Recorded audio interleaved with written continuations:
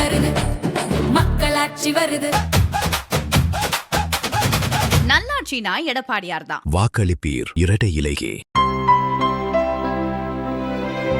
இனிமே கண்ணை மூடிட்டு கடலை எண்ணெய் வாங்கலாம். ஏன்னா மந்த்ரா கடலை எண்ணெய் இதயத்தின் தயாரிப்பு. வறுக்க பொரிக்க ஏன் எல்லா சமையலுக்கும் மந்த்ரா தான். மந்த்ரா கடலை எண்ணெய், அபார ருசி, ஆரோக்கியமான உடல் நலம். ஆனா ஒரு பெண்ணாக முறையில உங்க முன்னாடி உட்கார்ந்துட்டு இன்னைக்கு மசூதை பத்தி பேசும்போது இது நிகாரிக்கப்பட்டது. உங்களுக்கு இதுக்கு முழுக்க காரணம் காங்கிரஸ், திமுக, வெஸ்ட் பெங்கால் இருக்குது டிஎம்சி, சமாஜ்வாதி பார்ட்டி. இந்த மாதிரி நம்ம நாட்டில் வாழ்ந்துட்டு இருக்க பெண்களுக்கு எதிரான செயல் அவங்க பண்ணிட்டு பார்லிமெண்ட்ல கைத்தட்டி அவங்க செலிப்ரேட் பண்றாங்க. ஏதோ அவங்க ஜெயிச்ச மாதிரி. இந்தியாவில் வாழ்ந்துட்டு இருக்க, தமிழ்நாட்டில் வாழ்ந்துட்டு இருக்க ஒவ்வொரு பெண்ணுடைய முதுகுல குத்துல நான் சொல்லுவேன், நேரடியாகவே நெஞ்சில குத்திருக்காங்க. அப்படி நெஞ்சில குத்திட்டு பெண்கள் முன்னேறணும், எங்க எல்லாரும் பெண்களுடைய முன்னேற்றத்துக்காக நாங்க பாடுபடுவோம்னு சொல்லக்கூடியவங்க மாண்புமிகு முதலமைச்சர் மு.க. ஸ்டாலின் அவர்கள். நான் தமிழகத்துல வாழ்ந்துட்டு இருக்க ஒவ்வொரு பெண்ணுடைய தந்தை ஸ்தானத்துல, அப்பா ஸ்தானத்துல நான் இருக்க சொல்லக்கூடியவர். ஒவ்வொரு பெண்ணுடைய நெஞ்சில குத்தி அவங்க காலில் அடிச்சு, நீ முன்னேறக்கூடாது, நீ வீட்டுல மட்டும்தான் உட்காரணும், முடங்கி ஒரு இடத்துல கிடைக்கணும்னு சொல்லி ஒரு செயல் இன்னைக்கு அவங்க காட்டியிருக்கிறாங்க.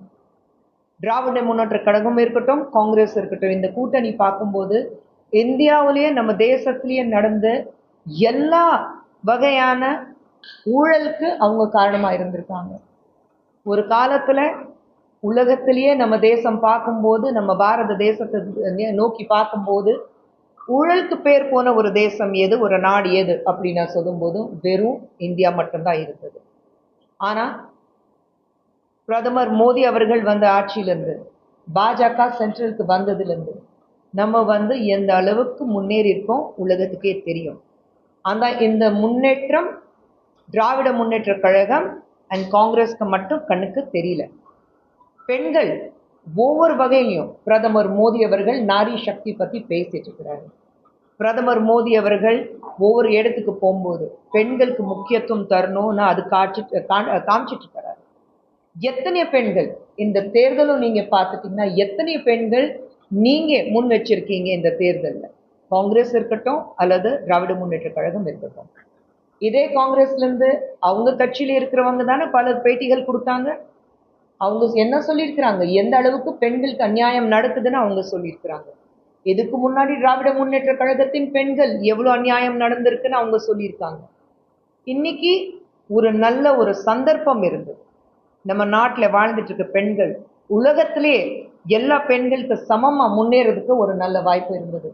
ஆனா அந்த வாய்ப்பை தடுத்தி பெண்களுக்கு மறுபடியும் ஒரு 20 வருஷமா பின்னாடி தள்ளி இந்த ஆணாதிக்கம் மட்டும்தான் இருக்கணும்னா சொல்லி இவங்க தனக்குத்தான ஒரு பாராட்டு விழா மாதிரி நடத்தி நம்ம சாதிச்சிருக்கோம் நான் சொல்லியிருக்கிறாங்க. மக்கள் திசை திருப்புறதுக்காக டீலிமிட்டேஷன் இதுலயே கலந்து பேசிக்கிறாங்க. டீலிமிட்டேஷன் எல்லாருக்கும் தெரியும், படிச்சவங்க அத்தனை பேருக்கு தெரியும். டீலிமிட்டேஷன் பொறுத்த வரைக்கும் ஒரு கான்ஸ்டிடியூஷனல் லா.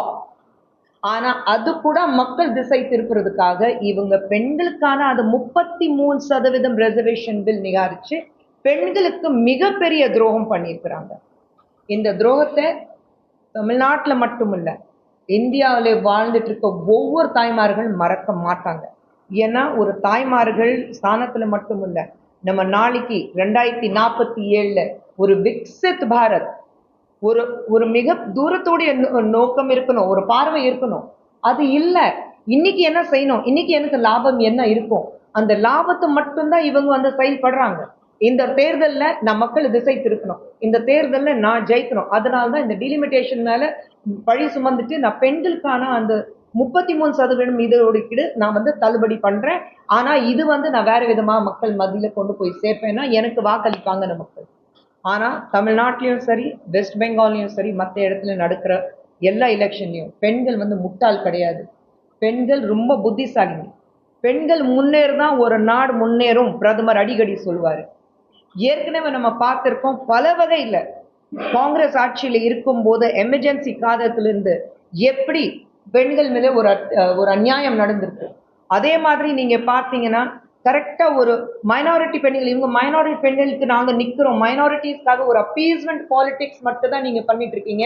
ஆனா இதே காங்கிரஸ்ல இருக்க ராஜீவ் காந்தி அவர்கள் ஷாபானோ கேஸ்ல ஒரு நல்ல சந்தர்ப்பம் அவருக்கு இருந்தது.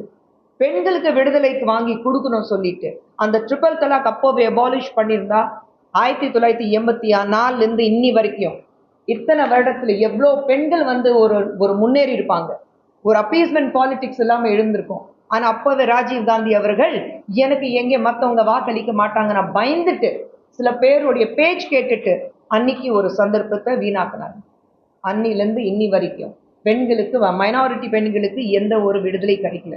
அதுக்கும் ஒரு நரேந்திர மோடி அவர்கள் தேவைப்பட்டிருந்தது.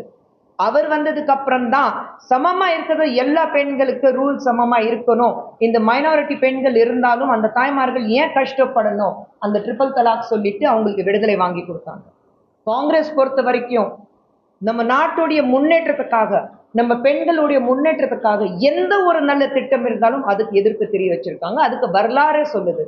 இதே ஆர்டிகல் 370 வரும்போது அதுக்கு எதிர்ப்பு தெரிய வச்சாங்க. இதே ஷாபானோ கேஸ் ட்ரிபிள் தலாக் அவங்க எதிர்ப்பு தெரிய வச்சாங்க.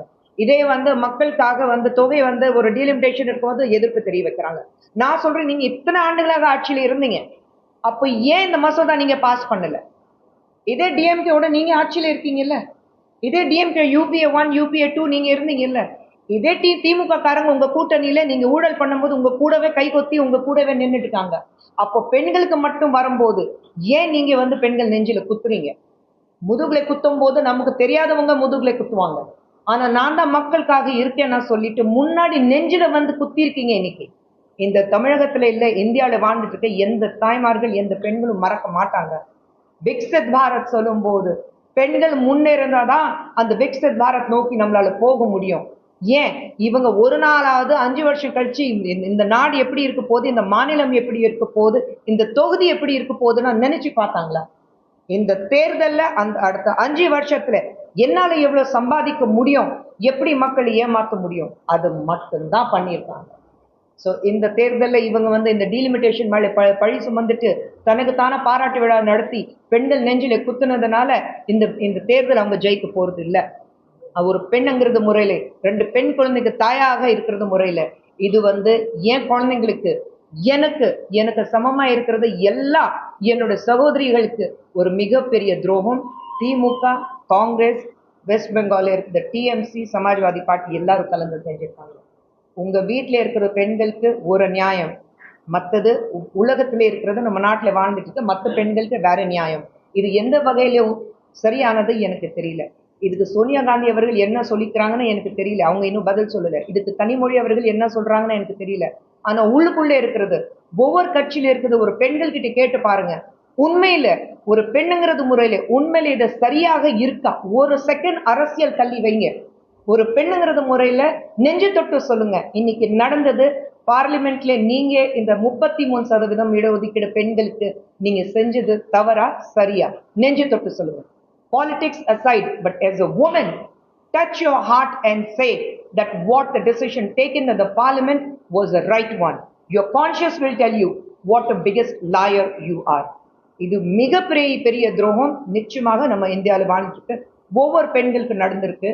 பிரதமர் அவர்கள் எப்படி எல்லா பெண்கள் கிட்டையும் மன்னிப்பு கேட்டிருக்காரோ, இந்த முறையும் நான் வந்து நம்ம நாட்டில் வாழ்ந்துட்டு இருக்க ஒவ்வொரு பெண் கிட்ட, ஒரு பெண்ணாக ஒரு தாயாக எல்லா சகோதரிகள் கிட்ட, எல்லா என்னுடைய குழந்தை மாதிரி இருக்கிற பெண்கள் கிட்ட இந்த துரோகத்துக்காக கைகுப்பி அவங்க கிட்ட நான் வந்து மன்னிப்பு கேட்டுக்கிறேன். ஆனா இதோட நாங்க விட்டுட மாட்டோம். 33 இடஒதுக்கீடு பெண்களுக்கு நிச்சயமாக நிறைவேறும். இது பெண்களுக்கு வாங்கி கொடுக்குற வரைக்கும் இந்த விடுதலை நான் சொல்லுவேன், இந்த அவங்களுக்கு வாங்கி கொடுக்குற வரைக்கும் இது அவங்களுடைய நியாயமான அவங்களுக்கு கொடுக்க வேண்டியது. இது வாங்குற வரைக்கும் நாங்க வந்து போராடிட்டு தான் இருப்போம், வாங்கிய தீர்வோம், அது மட்டும் உறுதி செய்யும்.